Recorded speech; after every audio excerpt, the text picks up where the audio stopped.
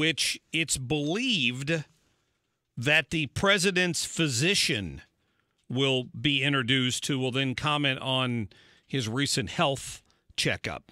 That's possible. So if that happens, we'll go to it. Can I make a prediction? What's that? He is the most fittest president in United States history. That's possible. Yeah, I think that you might be onto something. He's in history. In history. Yes. Ever. Yeah, I think you're right. Mark has built a tremendous show here. I know tremendous. Did I mention I built a tremendous company? Could be, his health could be tremendous. Tremendous? It could be. It could be tremendous. Yes. I thought I heard Tremendous. Yeah. excellent. China. China. I like how he says China. Billions and billions. Billions and billions. So, Chris, I mean, I commented on this a little bit earlier, but go ahead and play cut number 1, and I want to get Chris's reaction to this, please. You don't have to spray paint the N-word over the Oval Office and sleep with a KKK hood to be a racist. If you have racist policies, say racist things, operate in a racist manner, you are a racist. Period. End of story. Al Sharpton, race pimp extraordinaire, accusing the president of that. You know, I listened this morning. Jamie played it. I had the bite, and I forgot to copy it over, but of Jesse Jackson heaping praise on Donald Trump back in 1998 because, of course, he had donated money to the Rainbow Coalition. God knows what kind of extortion levels he had to pay to get that kind of praise from Jesse Jackson. There's a picture of Al Sharpton shaking hands with him. Mm-hmm. They loved him back then. Yeah. And now all of a sudden, because he's not toeing the Democrat Party line, he's a racist. It's a phrase that's used to eviscerate your competition. That is part of it, but I've said many times on this show that a lot of black people, liberal black people, will be forever mad at Donald Trump because of the whole birth certificate deal with Obama. Arpaio doubled down the other day. I'm just saying that's a big part of it. But I want to tell you, I make a distinction between a racist and a person who is racially insensitive. A racist to me is somebody who would say, I don't want to be around a black person. If you marry my daughter, that's terrible. That calls you N-words. I don't want to be anywhere around them. That's a racist.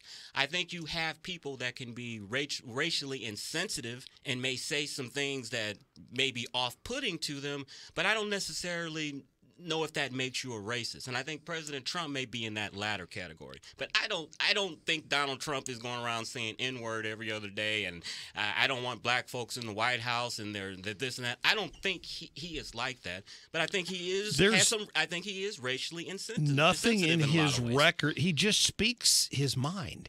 There's nothing in his record to suggest racism. Somebody tried to argue during the election that there was a court case one time where somebody alleged that in one of the apartment buildings he owned or something, somebody had been, I don't know, had been biased against somebody who lived there who was black. And that's what they've tried to, it was disputed by him, but that's what they dragged up. I researched all this during the campaign. What it was the Justice Department brought suit against Donald Trump and his father because they were supposed to have practices where they were not renting to black people. And they didn't admit guilt, but they paid a fine. There's another aspect of him that people think he's racist because of that Central Park case with those with the jogger. When those guys were exonerated, Donald Trump placed a full-page ad saying they should get the death penalty and all that stuff, and he's never taken that back, even though these guys were exonerated by DNA evidence. Those little things like that are what gives people the idea that he's a racist. So people who still think OJ is guilty are racist?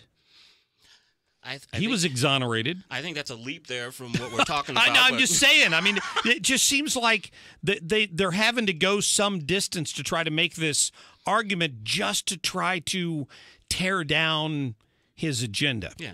And it's the same thing with this, this S-hole comment that was made.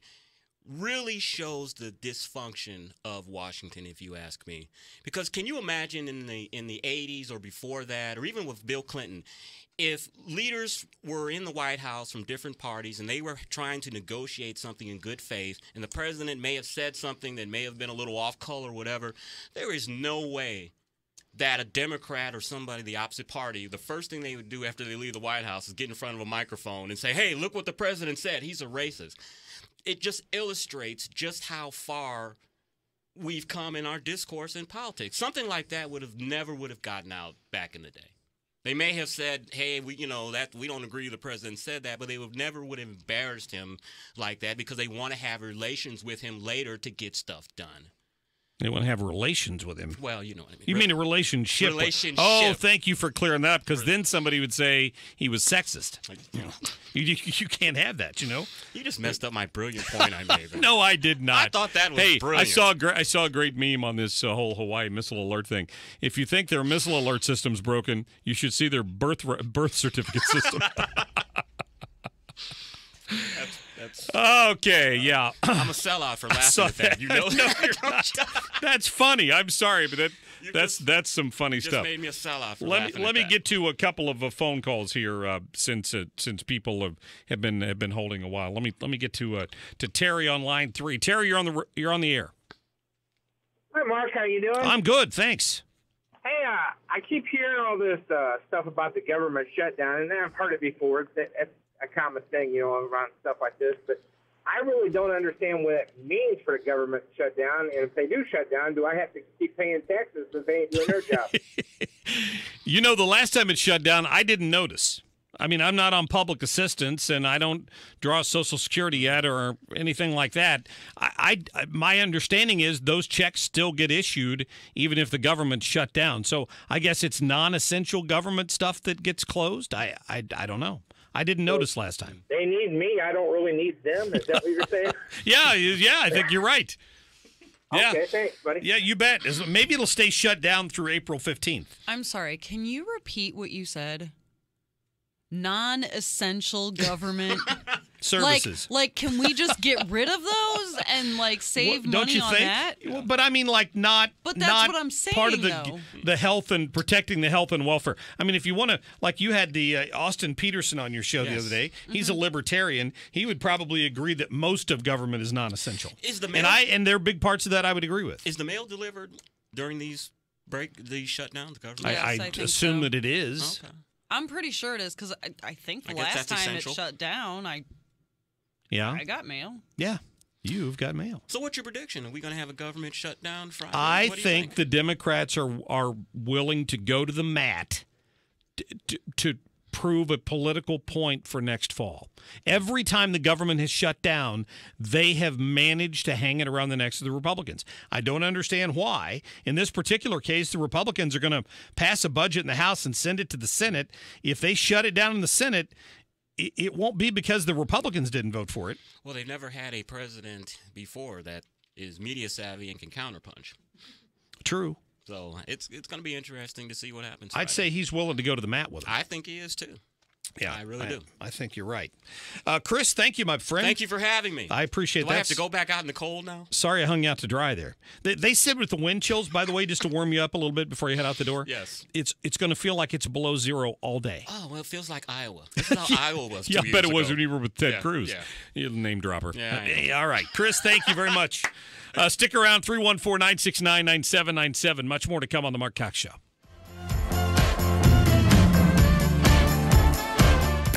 This hour of The Mark Cox Show brought to you by Naputi Wellness, NaputiWellnessCenter.com. At last, the new year is here. What do you see ahead? Happy days and carefree nights? Credit card bills? Right, credit card bills. Looking at months of high-interest credit card bills from all that generous holiday gift-giving? Time to go to Lightstream and get a low-interest rate credit card consolidation loan. Act now to get an even lower rate with our special radio listener discount. Go to lightstream.com/news to get rates as low as 5.39% APR with